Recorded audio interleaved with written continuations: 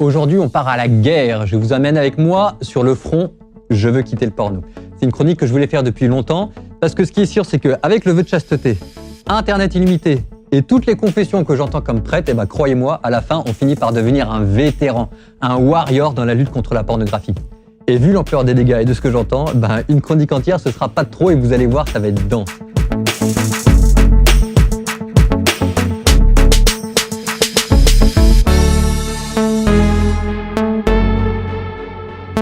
Aujourd'hui, je vous donne les techniques de guerre que d'habitude je donne en confession pour ceux qui pataugent dans la jungle et la boue de l'impureté pour que vous, à la maison, vous ne reviviez pas Dien Bien Phu en mode pornographie. Alors, je suis un homme et je m'adresse à un public, je suppose, plutôt masculin. Mesdames, si jamais ça vous concerne aussi malheureusement, il suffit juste d'adapter. Mais à tout le monde, bienvenue dans l'arsenal secret du père d'Ardemar. Et vous n'hésitez pas à mettre en commentaire vos propres techniques et vos propres armes. Ça peut sauver des vies. Pour ceux qui veulent un soutien anonyme et des conseils sur mesure, je vous donne l'adresse de l'infirmerie. Vous allez sur sosporno.net. Il y a plein d'autres sites. Je mets les liens encore une fois dans les commentaires. Mais c'est quand même pour eux que je fais la vidéo et le site est pas mal. J'ai divisé mon arsenal selon le type d'armes envisagées. Internet, équilibre de vie, armes spirituelles, stratégie du jure. Le chapitrage est en bas pour que vous puissiez vous y retrouver facilement et que vous soyez armés pour partir au combat. Mais, le plus important dans notre arsenal, ça va pas être le filtre Internet, ça va même pas être la douche froide, c'est votre mental. Parce qu'une guerre, ça se gagne d'abord dans la tête avant de se gagner ceinture sur les reins. C'est votre tête qui est votre première arme de guerre. Vous devez vouloir en sortir. Alors oui, je vais pas vous en mentir, il n'y a pas de guerre propre et il faudra probablement faire des sacrifices et probablement vous allez souffrir. Mais vous devez le vouloir. Et ça commence par enlever de sa tête tout ce qui ressemble à des compromis. Aujourd'hui, dans cette chronique, je ne vais pas avoir le temps de faire dans la nuance. Mais de toute façon, c'est bien aussi parce que de temps en temps, il faut rappeler les choses et aller toc, droit au but. Donc, je pose le règlement de guerre et ce qu'on cherche, c'est une guerre sans compromis. Donc, 1. Le porno, la masturbation, les fantasmes sans frein, les expériences insolites, les sex friends, c'est mal. C'est un péché grave, point à la ligne. Ne croyez pas Psychomag et tous les autres qui vous disent que c'est le contraire. C'est faux, c'est mal et ça fait des dégâts. Vous devez savoir dans quel camp vous êtes. Et c'est pas acceptable, vous devez arrêter ça. Et ça, c'est le camp des chrétiens et plus largement de tous ceux qui veulent s'en sortir. Alors, pour vous, en ce moment, sur le terrain, c'est peut-être la retraite de Russie ou la Bérésina, ok, mais dans votre tête, il faut que les choses soient claires. Deuxièmement, personne ne vous en veut. Les prêtres que vous allez voir, encore moins si jamais vous allez voir. On est dans votre côté, hein. On a bien compris avec tout ce qu'on entend que c'était compliqué et qu'il suffisait de 3 clics pour déraper. On est avec vous, dans le même camp, j'allais dire dans la même tranchée. Et la miséricorde, ça existe. Vous pouvez recommencer à nouveau votre vie. Troisièmement, parfois j'entends « ce sera plus simple plus tard quand je serai marié ». Malheureusement, non. C'est même encore plus compliqué, les gens le vivent plus mal. Donc rendez-vous service à vous-même, partez tout de suite, maintenant au combat. Plus vous allez attendre, plus ça va être compliqué, croyez-moi. Quatrièmement, bonne nouvelle, ce n'est pas un combat insurmontable, vous le gagnerez. Quand? Je sais pas. Ça se trouve tout de suite. J'ai vu des personnes qu'une confession a guéri du jour au lendemain de masturbation pluriquotidienne. J'en ai vu d'autres qui luttent 20 ans encore après. J'en ai vu guérir seul. J'en ai vu guérir à l'aide d'un thérapeute. Chaque fois, c'est différent. Les guérisons rapides apportent de la consolation. Les guérisons lentes donnent plus de sagesse et de tendresse. Il y a un vieux proverbe de moine qui dit « Pour tous nos péchés, Dieu a prévu une délivrance. Mais l'heure de la grâce, c'est Dieu seul qui la connaît. Priez pour hâter le terme. » C'est un très beau proverbe. Donc vous pouvez être guéri, mais il faut être prêt, il faut le vouloir. Internet. Bah oui, hein, la principale source de tentation. Ok, on y va. Tous les sites de rencontres dont vous n'oseriez pas parler à table devant votre mère, si vous y allez, vous me prenez un filtre et vous blacklistez tout ça. Et maintenant, on part de l'arme la plus légère à la plus lourde. D'abord, vous devez aller sur des sites sécures. Je ne vais pas faire de la pub pour Netflix, mais vous comprenez bien que même si jamais il y a des choses pas terribles dessus, parfois, il vaut mieux se payer un abonnement et aller sur un site plus safe que d'aller traîner ses guettes sur un site de streaming où il y a plein de pop-up à guicheurs. Et puis, je rappelle aussi, une toute petite parenthèse, que l'anonymat sur Internet, c'est une illusion, ça n'existe pas, même en mode privé. Fin de la parenthèse. Bon, maintenant, le plus simple, c'est de couper Internet. Donc, si vous pouvez le faire, faites-le. Ou si jamais vous pouvez avoir 2 téléphones, l'un avec Internet, l'autre sans Internet, ça vous coûtera plus cher, mais vous le faites et vous laissez celui avec Internet au bureau. Sinon, vous installez une appli qui coupe Internet à partir d'une certaine heure. Ou bien vous mettez un filtre, j'en parle juste après. Ou bien vous paramétrez la box à la maison. Par exemple, pas d'internet entre midi et 2 ou bien à partir de 22h30. Franchement, la grille horaire, c'est pas très intrusif et ça aide. Donc attention par contre, hein, les parents qui veulent gérer le Wi-Fi familial, ça c'est un autre sujet, désolé. Bon, mais ce qui est sûr, c'est que maîtriser sa consultation de sites porno, ça passe plus largement par la maîtrise de sa consommation d'internet et vous devez la réduire. Donc par exemple, tentez une journée par semaine, le vendredi, le jour où le Christ est mort, par exemple, pas de YouTube, pas d'Instagram. Ceux qui ne peuvent pas couper internet, faites des week-ends de randonnée, faites des week-ends de détox, partez à la campagne. Et une fois qu'on a fait ça, on passe à l'arme lourde, le tank, le filtre internet. Alors ça, c'est le passage obligé. Bon, peut-être qu'à la maison, votre femme ou votre mari vont trouver ça bizarre que tout d'un coup vous mettiez un filtre alors que vous n'avez pas d'enfant. Qu'est-ce que vous voulez que je vous dise? Si jamais votre femme est intelligente, a priori elle l'est puisqu'elle s'est mariée avec vous, elle comprendra que c'est pour elle que vous le faites. Et puis, je suis désolé, elle est déjà probablement au courant de la situation. Bon, maintenant, un filtre, c'est pas magique. Ça accompagne votre effort, ça ne le remplacera pas. Donc, continuez de faire des efforts. En particulier, pour qu'un filtre marche, il faut éviter de vouloir le craquer. Il faut, entre guillemets, lui faire confiance. Ne pas se mettre volontairement dans des situations périlleuses pour voir si jamais le filtre marche ou pas, ou en se disant je peux y aller puisque de toute façon j'ai mon filtre internet. Tous les filtres ont des trous. Mais un filtre, ça reste quand même top parce que ça soulage les tentations. Je dis pas qu'il y aura plus de tentations, je dis qu'il y en aura moins. Mais c'est déjà pas mal. Alors maintenant, lequel conseiller? Il y a des filtres avec des mots de passe, le mieux c'est Canine je trouve. Les mots de passe par contre, ça reste compliqué. Vous pouvez toujours le donner à un de vos amis, ça reste compliqué. Vous pouvez en trouver un très compliqué que vous allez oublier. Quand on a perdu le mot de passe de sa bécane, je vous assure que ça devient compliqué de retrouver l'usage de son ordinateur.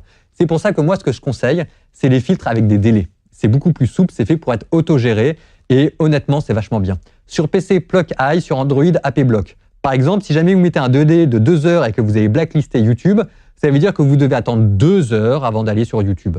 C'est bien parce que vous voyez, ça freine l'accès, ça ne l'interdit pas. Donc au début, vous mettez un délai de 5 secondes, le temps de faire la liste des sites sécures, la Poste, la SNCF, etc. Puis le délai de 5 secondes à 5 minutes, 1 heure, 2 heures, une journée, 3 jours. Ça permettra, vous, de vous calmer et puis ça permet aussi d'affiner ses critères et de gérer plus largement sa consommation. Vous trouvez les belles femmes belles et vous êtes attiré par elles. Je vous rassure, ça ne fait pas de vous un pervers, c'est normal. La pulsion sexuelle a été voulue par Dieu et Dieu vit que cela était bon. Mais dans notre attirance, souvent il se mêle quelque chose de tordu et de vicié. C'est ce qu'on appelle le désordre de la chair. Et ça, c'est votre deuxième ennemi.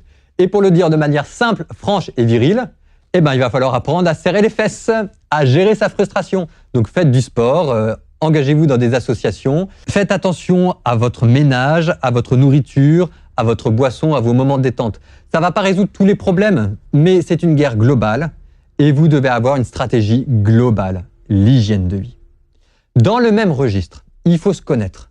On peut chuter par impureté à cause de l'impureté. Par exemple, ça c'est un ado qui vient de découvrir en même temps ses hormones et le code du Wi-Fi familial. Et ça fait boum. Bon, ça c'est de l'impureté, alors on lui dit mon coco, t'es gentil, mais maintenant il faut que tu apprennes à prendre sur toi. Mais souvent, l'impureté c'est l'arbre qui cache la forêt. Par exemple, cela peut cacher une hyperactivité problématique. Tout le monde a des moments de bourre, ok. Mais ceux qui travaillent systématiquement trop, le stress et la fatigue vous rendent plus vulnérables. Et votre stress et votre fatigue, c'est à vous de les gérer. Donc soyez humble. Vous devez baisser le régime. Ou bien quelqu'un qui va sur des sites cochons parce qu'il n'a rien à faire. Typiquement, ça c'est les trentenaires. Ceux qui ont la vie à peu près réglée et pour qui ça roule et qui commencent à faire des insomnies et qui savent perdre leur temps et que voilà. Bon bref, l'essentiel est là, ok, mais c'est de la paresse. Alors d'abord, c'est complètement régressif et puis ensuite, vous venez de gâcher 1 heure de votre vie. Normalement, à 30 ans, vous avez des rêves à cultiver pendant vos temps libres. C'est sûr que si jamais le choix, c'est entre Netflix ou un site cochon, ça va pas tenir longtemps. Mais si jamais, par exemple, vous aviez le trombone, alors ça ou autre chose, le trombone, c'est un de vos rêves de jeunesse et vous vous étiez juré à vous-même de le reprendre un jour, à 30 ans, vous devez le faire. C'est une sorte de devoir que vous devez à vous-même en quelque sorte. Vous n'avez qu'une vie, je vous rappelle, donc cultivez vos rêves dans vos temps de loisirs.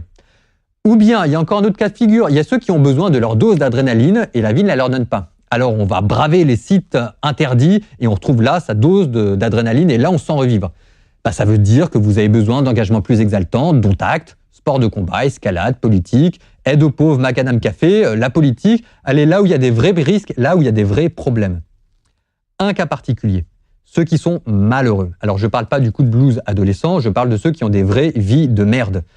Quand on se fait exploiter de manière crasse, quand on s'est fait plaquer comme un malpropre, quand on en est à mendier sa consolation là où on peut, et je comprends qu'on la trouve là où on peut.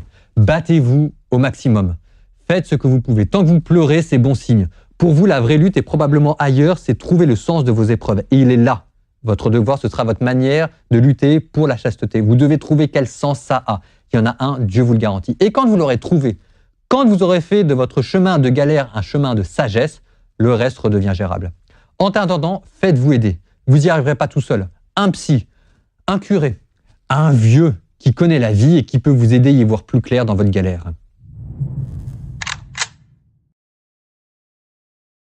On passe aux armes spirituelles. Et d'abord, la meilleure arme, c'est la prière. C'est votre couteau de combat.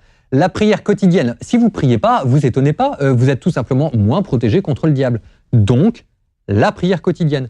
Au moins 6 minutes par jour. Il existe des prières spéciales aussi, dites délivrance du porno. Saint Joseph, patron traditionnel de la chasteté, et plus récemment, qui fait des miracles, la prière de Carlos. Elle se trouve sur le site sosporno.net, je refais ma petite pub. Allez-y, le site est vachement bien fait. Il y a même une équipe de bénévoles qui se propose de prier pour vous bénévolement. Il y a un chat, etc. Pour info, ça c'est un autre sujet. Pour info, il peut y avoir des tentations particulièrement violentes et anormales qui coexistent avec une vie chrétienne. A priori, on n'a pas besoin d'invoquer le diable pour dire qu'on fait n'importe quoi sur des sites cochons, mais ça peut arriver. Il m'est arrivé d'envoyer une fois quelqu'un chez l'exorciste. Mais ça, c'est le prêtre qui discerne, et c'est rare, très rare. Ensuite, évidemment, il y a les sacrements. Normalement, si jamais vous avez chuté, vous n'avez plus accès à la communion. Si c'est compliqué pour vous, vous en parlez à votre curé. C'est une règle que l'Église donne, mais elle a pour but de vous aider, pas de vous enfoncer. Donc si jamais c'est compliqué, allez voir votre curé, mais c'est lui qui décide. Ensuite, baptême et confession. Si vous n'êtes pas baptisé, franchement, posez-vous la question. C'est pas que je veuille à tout prix vous convertir, mais le baptême, c'est quand même fait pour ça. Le rôle du baptême, c'est de vous enlever le poids de la faute qui vous enfonce et qui vous ronge, et de guérir votre volonté en lui redonnant sa liberté. Si vous êtes baptisé, dans ce cas, c'est la confession. Alors oui, personne n'aime se confesser, et de ça encore moins. Mais ça se trouve, la personne qui est passée juste devant vous, elle a fait beaucoup, elle a fait pire que vous.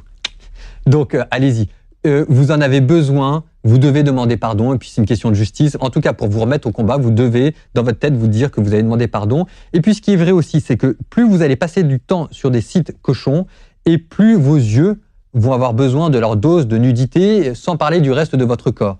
Donc, ça veut dire que plus vous chutez, et moins vous avez la force d'y résister. Vous êtes de moins en moins libre, c'est ce qu'on appelle l'addiction, la dépendance. Vous n'avez pas le pouvoir de redevenir libre par vous-même face à la dépendance. Mais si votre addiction est d'origine morale, et a priori elle l'est, la confession a le pouvoir de vous rendre à nouveau libre, et j'insiste là-dessus. Maintenant, attention, la confession, c'est pas magique. Ça veut dire que si jamais votre dépendance n'est pas d'origine morale, mais ça vient d'un problème d'hygiène de vie ou d'un règlement hormonal, c'est pas la confession qui va résoudre ça. Ensuite, il faut regretter de manière vive ces péchés. Il peut arriver qu'après s'être confessé un certain nombre de fois de la même impureté, on ait un sentiment de déjà-vu et de lassitude. Ça, c'est triste, mais c'est votre cœur qui s'est endurci au péché. Et pour vous en sortir maintenant, vous avez besoin d'un électrochoc pour vous réveiller. Ça va être le moment de passer aux vraies pénitences. 3 Je vous salue Marie pour un péché vieux de 10 ans et qu'on a confessé 20 fois, mettez-vous un coup de pied au cul. En tout cas, moi je vous le dis. Donc, jeûner, par exemple, une journée entière, vous en mourrez pas. Mais le jeûne, ça cogne sur le corps. Et comme c'est par le corps qu'on a péché, alors ok, c'est un peu simpliste comme raisonnement, mais au moins, ça, je suis sûr que tout le monde le comprend. Et ça réveille. Et de ce point de vue, le jeûne, pour ça et autre chose, c'est une arme hyper puissante, recommandée par Jésus lui-même. Une manière de prier avec son corps tellement violente que je vous assure, ça va vous réveiller, vous, votre corps et le ciel avec. Inscrivez aussi votre combat dans la durée. Parfois, il n'y a aucun problème, et dans ce cas-là, c'est bien d'enlever le filtre sur Internet pour apprendre à nager sans s'ébouer. Parfois, au contraire, il faut les remettre. Avec le temps, on finit par se connaître. On voit arriver les choses de loin. Par exemple, vous savez que vous allez quitter le nid conjugal pour le travail et que vous allez dormir dans un hôtel et qu'on va vous passer une tablette, vous allez avoir le câble, Internet, tout ça. Alors là, vous voyez l'occasion de chute qui arrive, grosse comme une maison. Dans ces cas-là, n'attendez pas, ayez un plan. C'est le moment de ressortir votre passion pour les documentaires historiques et de partir à l'hôtel avec un film que vous avez déjà téléchargé sur les chevaliers de l'an 1000 du lac de Paladru. Mais en tout cas, vous devez avoir préparé un truc qui vous botte. Hein. Ne restez pas seul face au danger. Ou bien, vous en parlez à quelqu'un, à votre femme ou à vos amis. Alors oui, c'est humiliant, mais pour sortir de la solitude et des films qu'on se fait dans sa tête, il n'y a pas mieux. Donc vous lui dites, chouchou, ça va pas fort en ce moment, je me connais, je vais faire des conneries, ou bien vous en parlez à votre ami, et si jamais vous pouvez, vous lui passez votre ordinateur pour la soirée. Quelqu'un qui chute alors qu'il avait un plan de bataille, c'est pas la même chose que quelqu'un qui chute sans plan de bataille. Il en est beaucoup plus responsable. Dans le même ordre d'idée, le but, c'est pas simplement de craquer le plus tard possible, c'est aussi de craquer le moins longtemps possible. C'est ce que j'appelle l'effet caniveau. Maintenant que j'ai chuté et que j'y suis, autant se faire plaisir. Et alors, on en profite et puis on se vautre. Bon. Quand une voiture prend feu, on ne se dit pas, tiens, c'est un beau spectacle, je vais rester aux premières loges, je vais profiter. On se barre. Donc, vous devez avoir un bouton d'arrêt d'urgence sur lequel vous pouvez appuyer. Par exemple, dans le filtre Pluck-Eye, il y a une option Blackout. Ça veut dire qu'entre deux moments de lucidité, on arrive à trouver 5 secondes et on prend sur soi et on appuie sur le bouton d'arrêt d'urgence et on a Internet qui saute pendant 24 heures. Et c'est vachement bien et votre billet de train, vous payerez plus cher et puis tant pis, ce sera un peu plus compliqué pendant 24 heures. Dans les cas les plus lourds et sur prescription médicale seulement, ici le curé, on peut même conseiller la stratégie dite du sevrage. C'est quand c'est tellement la loose qu'on ne sait plus où on en est et qu'on se dit un jour sur deux, ce sera déjà mieux parce que vraiment, c'est la panique. Donc, un jour sur 2 pendant 2 mois, puis un jour sur 3, puis une semaine sur 4, etc., jusqu'à rémission totale. Parfois, quand on est un alcoolique notoire, il vaut mieux se mettre une grosse claque le samedi soir plutôt que tous les jours. Alors, je sais que c'est moche comme manière de parler. Je vous dis pas que c'est bien. Je vous dis que c'est mieux que rien et que, en tout cas, ça fait une base de départ sur laquelle travailler et que ça veut dire que vous n'avez pas abandonné le combat. Mais de toute façon, ça, c'est après avoir tout essayé et après avoir essayé en particulier les parcours qu'il y a sur Internet et que je vous mets en lien, Libre pour aimer, Stop au porno, etc. Je mets tous les liens dans les commentaires. Et pour ceux qui ont réussi à se remettre à flot, attention à ne pas se reposer sur vos lauriers. C'est bien de temps en temps d'arrêter Internet une journée sans raison particulière, simplement pour vérifier où on en est dans sa vigilance. Si vous vous reposez sur vos lauriers, vous risquez de ne plus être attentif et de ne pas faire attention aux signaux avant-coureurs et de retomber sans faire gaffe. Bon, il y a plein d'autres trucs qui marchent, il y a plein d'autres trames que j'ai pas dit. S'il vous plaît, mettez-les dans les commentaires pour tous ceux qui sont dans la galère. Et courage à tout le monde. On est tous dans le même combat. Pour les uns, ça va être la pureté, pour les autres, ça va être l'avarice. Ce qui est sûr, c'est que l'impureté, il y a plus de honte et ça fait plus souffrir. Les autres sont pas moins graves. Mais c'est bien de se souvenir les uns les autres. L'amour vaincra. Je le redis, l'amour vaincra.